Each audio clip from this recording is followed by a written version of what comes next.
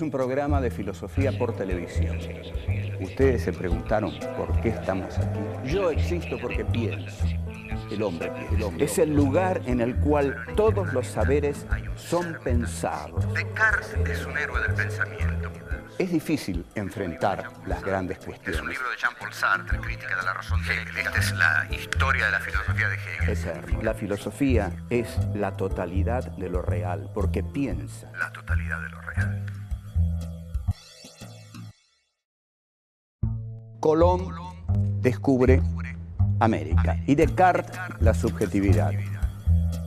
¿Qué es el humanismo? Descartes demuestra la existencia del pensamiento, pero ¿cómo demuestra la existencia de la realidad externa? El sujeto cartesiano, un sujeto transparente. El dualismo entre el sujeto y el objeto es un dualismo insuperable.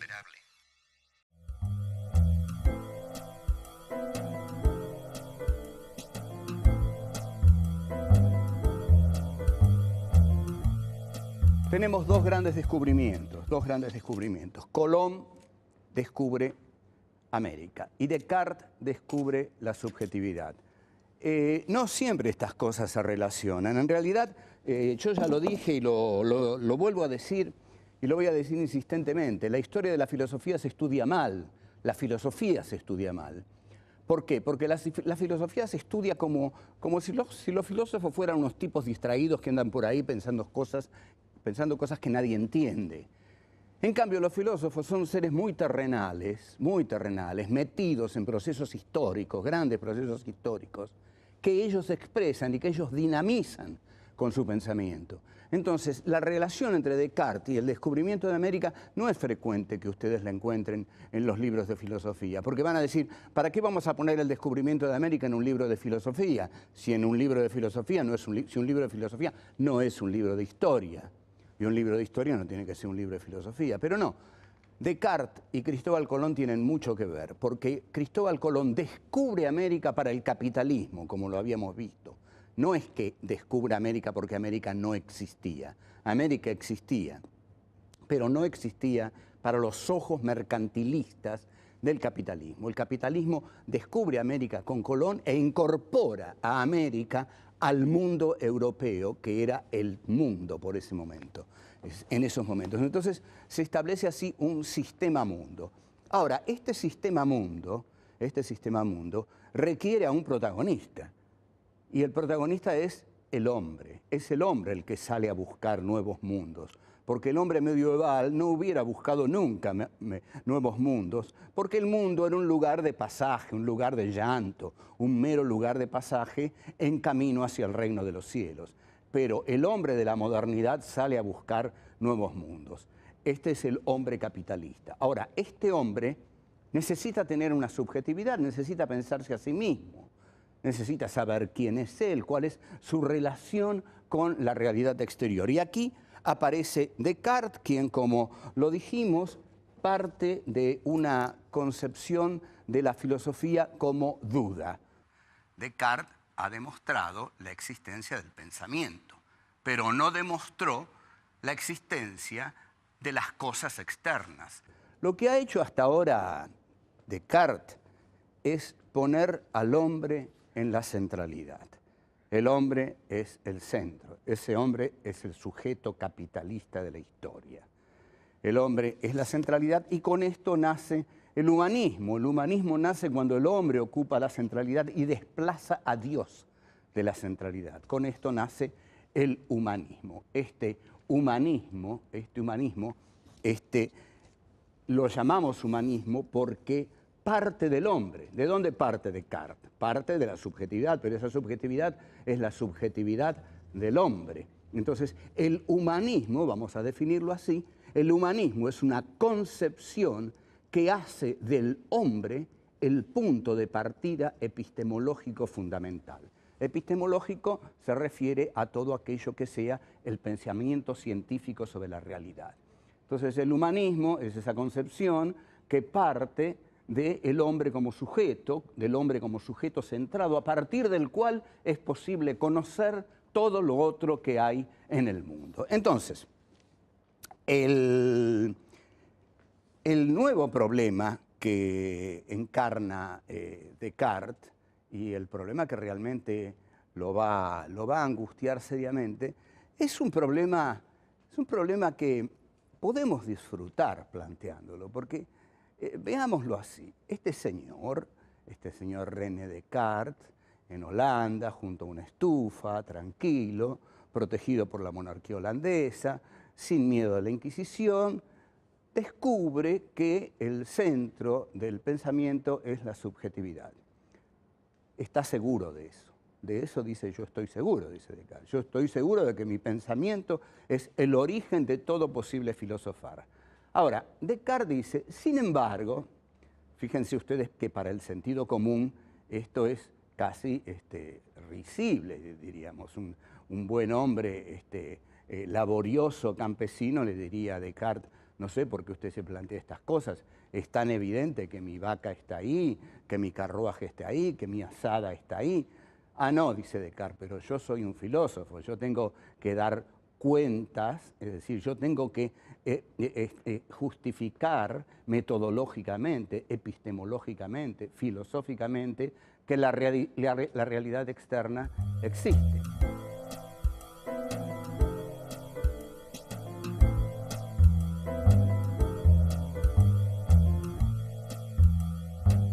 Descartes dice, ya que yo veo todas esas cosas ahí afuera, esas cosas tienen que existir, porque si yo las viera y no existieran, Dios me estaría engañando. Entonces tienen que existir porque Dios es infinitamente bueno, es infinitamente veraz, es incapaz de todo engaño, y si yo veo todo lo que está ahí afuera, es que Dios no me está engañando, sino que todo eso que está ahí afuera está. Ahora, Descartes introduce aquí una figura muy simpática, que es la del genio maligno, le malin génie, en francés, porque Descartes escribía en francés. Esta digresión, jamás digan digresión, por favor, digresión. Esta digresión es muy importante, porque Descartes escribía en francés, no escribía en latín, quería hacerse entender, quería llegar a que la gente lo entendiera, quería llegar al pueblo en última instancia.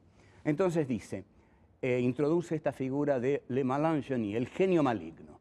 Descartes dice, podría haber un genio maligno que me engañara y todo lo que está ahí afuera no existiera.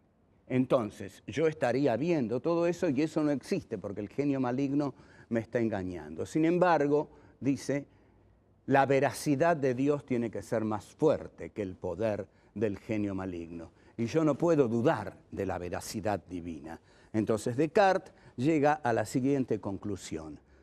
Todo aquello que yo veo que está ahí afuera, es decir, la res extensa, la cosa externa, tiene que existir, porque si no existiera, Dios me estaría engañando. Y yo creo en la veracidad divina.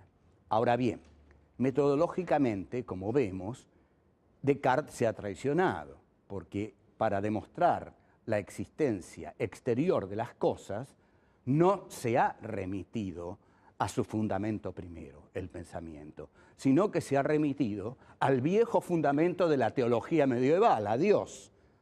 Entonces, estamos de nuevo en la teología medieval. Para demostrar la existencia de la realidad externa, Descartes recurre a Dios. Recuerdo un chiste muy lindo que se contaba en mis viejos años de estudiante en la calle Viamonte. En la calle Viamonte estaba la Facultad de Filosofía y ese era un ámbito mítico donde circulaban personajes como Oscar Mazzotta, León Rosigner, en fin, Liceo Verón, Sebrelli, y a veces yo. Bueno, había un chiste que salía en una revista que era el siguiente, era una broma a la filosofía idealista. En el primer cuadrito de la historietita salía un filósofo y había un florero dibujado en el aire. Y el filósofo decía, todo esto es muy sencillo, ese florero está ahí porque yo lo pienso. como yo pienso ese florero está ahí. Segundo cuadrito, el florero y el filósofo. El filósofo dice, si yo dejara de pensar que ese florero está ahí, tercer cuadrito, el florero solo, y se escucha la voz del filósofo, ese florero dejaría de existir. Cuando en realidad el chiste era que el que dejó de existir fue el filósofo. Este es un chiste típico del materialismo filosófico, es decir, el que propone la primacía de la materia por sobre la subjetividad. Nosotros éramos muy jovencitos y estábamos estudiando a Descartes en 1966. En 1966 se da el golpe cavernícola del general Juan Carlos Onganía. A Onganía le habían dicho que en las facultades residía el monstruo marxista. Entonces Onganía decidió extirparlo. Para extirparlo, bueno, hizo lo de siempre. Mandó los camiones de asalto, la policía, con los palos. Había salido un chiste de Quino por esa época que llamaba al palo de policía el palo de abollar ideologías. Entonces, la policía entra en las facultades. Era la primera vez que se violaba la autonomía universitaria. Entonces, la policía de Onganía entra en las universidades y en ciencias económicas, ciencias sociales, pega muy duramente, hay profesores que salen ensangrentados. Pero nosotros estábamos en filosofía y la cosa fue más calma, pero lo divertido fue que estábamos planteándonos cómo demostrar la veracidad de la realidad exterior. Estábamos estudiando a Descartes y nos preguntábamos, ¿cómo demostrar que la realidad externa realmente existe? En ese momento entró la policía a la facultad, hicieron una doble hilera y nos hicieron pasar por el medio y nos dieron palos de arriba abajo y ahí nos dimos cuenta que existía la realidad externa. La realidad externa existía, nos molía palos y era fascista.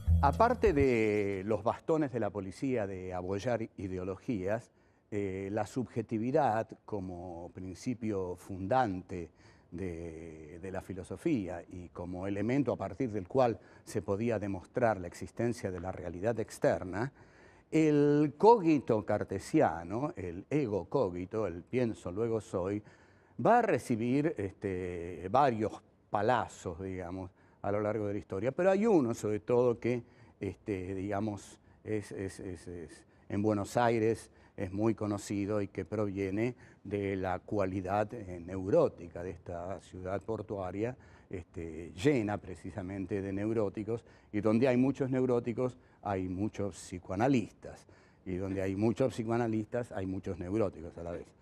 Ahora comienza a haber muchos psicofármacos, quizás todo esto reduzca los neuróticos a los psicoanalistas y aumente, bueno, no importa.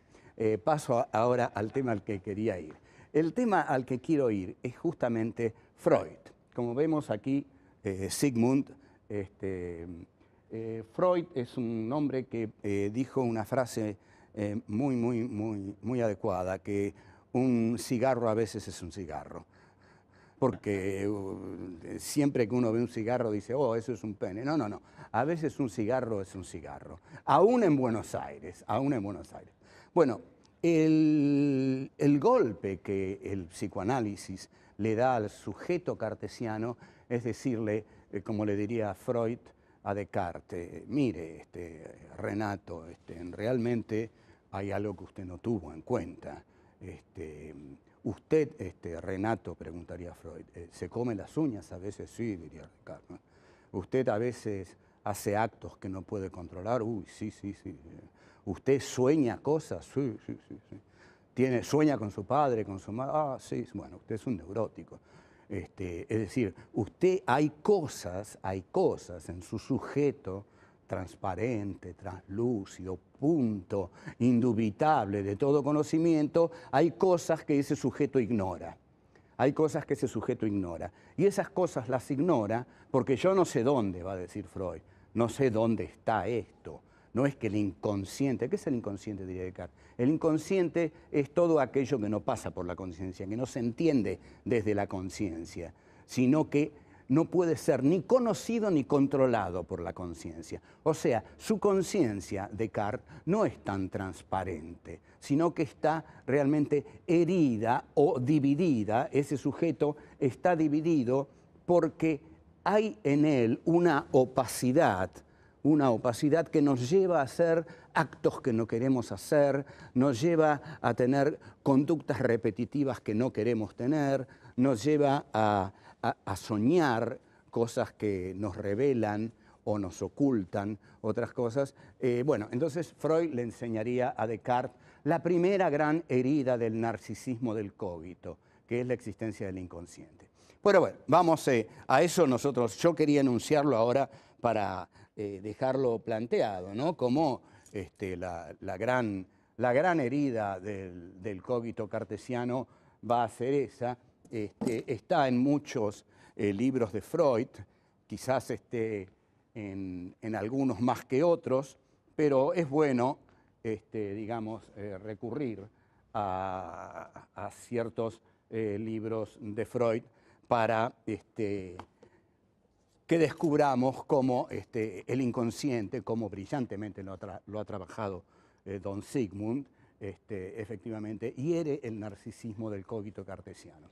Ahora, el problema en el que habíamos dejado a Descartes era cómo se demostraba la existencia de la realidad externa. Ahí Descartes recurre a la veracidad divina, pero para recurrir a la veracidad divina hay que demostrar que Dios existe.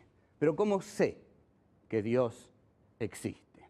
Bueno, esto es todo un problema. Esto es lo que se llama la prueba ontológica. La prueba ontológica es la prueba acerca del ser de Dios, es decir, que Dios tiene un ser y que ese ser expresa su existencia, que Dios existe. Hay un punto que yo voy a analizar acerca de cómo Descartes demuestra la existencia de Dios y que es el punto más genuinamente cartesiano. Porque Descartes va a decir: dado que la imagen de Dios está en mí, y dado que en mí la imagen de Dios es la imagen de un ser perfecto, existe en mí la idea de la perfección. Si la idea de la perfección existe en mí, que soy un ser imperfecto, quiere decir que alguien que es perfecto la puso ahí. Esto está claro, pero igual lo voy a repetir. Descartes demuestra la existencia de Dios del siguiente modo: existe en mí la idea de la perfección. Yo no soy perfecto. En consecuencia, alguien que es perfecto la puso en mí. Y ese es Dios. Bueno, sin embargo, ustedes observen que esta demostración que hace Descartes de la existencia de Dios, esta demostración está hecha a partir de la subjetividad también, porque no demuestra la existencia de Dios dejando de lado la subjetividad, sino que la demuestra partiendo otra vez del cogito. ¿Por qué? Porque Descartes dice: dado que existe en mi subjetividad, en mi pensamiento, en mi cogito, la idea de la perfección, debe existir un ser perfecto. O sea, demuestra la existencia del ser perfecto porque existe en la conciencia la idea de la perfección. Está bien, digamos, es como haber tirado la esponja dentro del pensamiento de Descartes. Es una aflojada, pero es una aflojada hasta cierto punto, porque demuestra la existencia de Dios porque en el pensamiento existe la idea de la perfección. Entonces, es desde el pensamiento que demuestra la existencia de Dios, porque hay en la conciencia la idea de la perfección, es que tiene que existir un ser perfecto que la haya puesto ahí.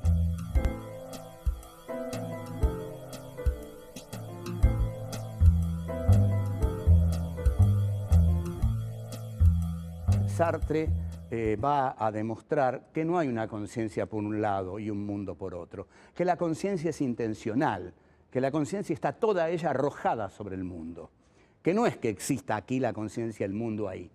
Sí, hay conciencia de mundo, eso es lo que hay. El mundo le es inalienable a la conciencia. No hay una conciencia que no sea a la vez conciencia de mundo. Esto es lo que Sartre y los fenomenólogos van a llamar intencionalidad de la conciencia. La conciencia no existe reposando en sí. Sartre tiene una hermosa imagen que es como conteniendo el aliento. La conciencia no está conteniendo el aliento. La conciencia está como vomitada, expectorada sobre el mundo. Está toda ella arrojada sobre el mundo. Cuando yo corro detrás de un colectivo, no hay conciencia de estar corriendo detrás del colectivo. La única conciencia que hay es conciencia colectivo. Es decir, si yo tomara conciencia de que estoy corriendo al colectivo, lo perdería, porque sería un momento en el cual me bloquearía. Ahora, volviendo a Descartes, pero no olvidemos claramente esto sobre lo cual vamos a volver. Las filosofías fenomenológicas son aquellas que hacen de la conciencia un acto de pura intencionalidad. La conciencia se arroja sobre el mundo. No hay un mundo ahí, hay conciencia-mundo. Ahora, el rol, me interesa volver en este momento al rol del filósofo en Descartes. Descartes, en el final del discurso del método, tiene un muy lindo texto, termina diciendo un texto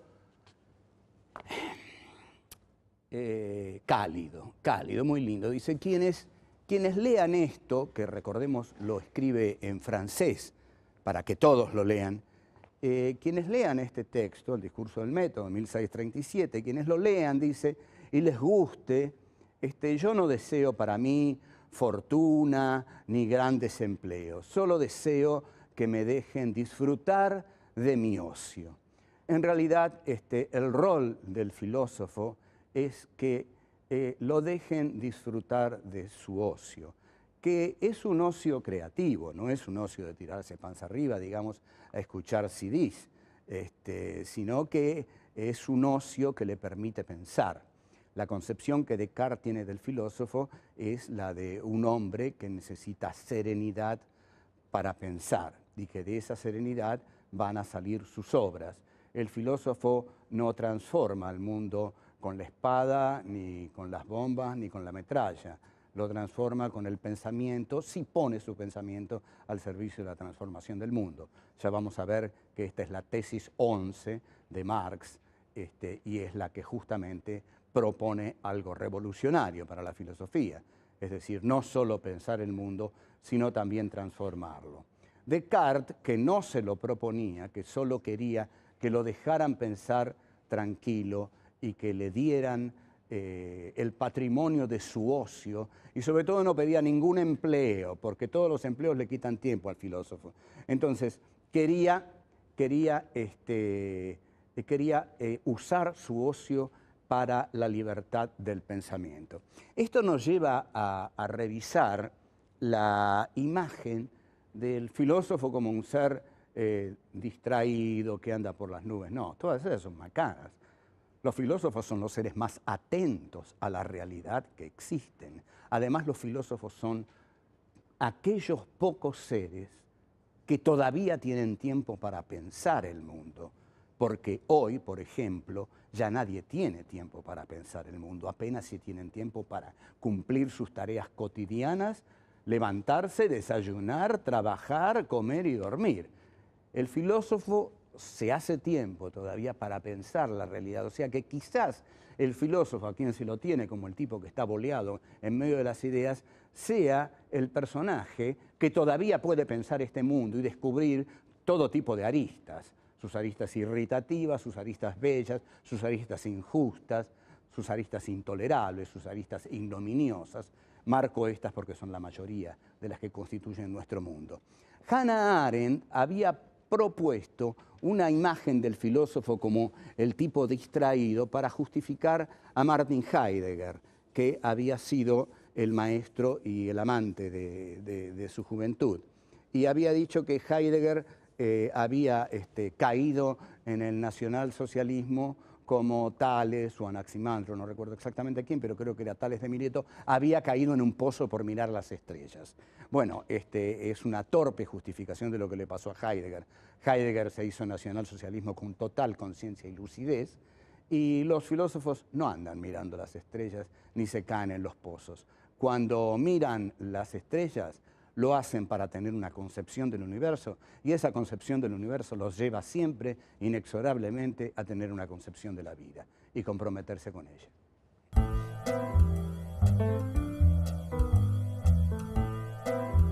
Una vez afirmado, justificado y fundamentado el sujeto, lo que hay que justificar es la existencia del objeto.